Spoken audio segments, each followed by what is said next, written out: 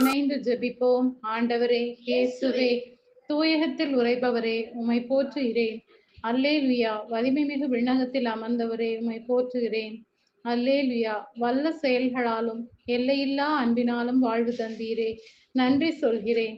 பல வகையான பழமரங்கள் ஆற்றின் இருமருங்கிலும் வளரும். அவற்றின் இலைகள் உதிரா, அவற்றின் கனிகள் குறையா. ஒவ்வொரு மாதமும் அவை கனி கொடுக்கும். ஏனெனில் தூயகத்திலிருந்து தண்ணீர் அவற்றிற்கு பாய்கின்றது. அவற்றின் கனிகள் உணவாக, இலைகள் மருந்தாகவும் பயன்படும் என்று இன்றைய இறைவார்த்தை மூலமாய் தூயகத்திலிருந்து உமது ஆசீர்வாதமான விண்ணக கதவுகளை என் வாழ்வில் திறப்பதற்காக நன்றி இயேசுவே. நீர் என்னை திடப்படுத்துகின்றீர், பலப்படுத்துகின்றீர் என்று அறியாதவனாக என்னால் எழுந்து நடக்க முடியாது என்ற பல காரணங்களை சொல்லிக்கொண்டு பாவத்தில் கிடக்கும் என்னை கருணை கூர்ந்து குணப்படுத்தும். முடமான என் நிலைகளை சுகப்படுத்தும்.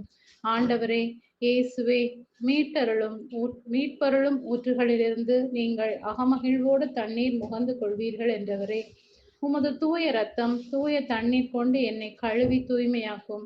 இன்றைய நாளில் உண்மையாய் தூய ஆவியானவர் வழியாக நான் மீட்கப்பட்ட பிள்ளையாக மாறவும், அதனால் இறை ஆசீர்வாதம் என்னில் ஆறாக பாய்ந்தோடவும், உமக்காக பயன் தரும் மகனாக மாறவும் கிருபை பாராட்ட வேண்டும் என்று இயேசுவின் நாமத்தில் ஜெபிக்கிறேன். ஆமென்.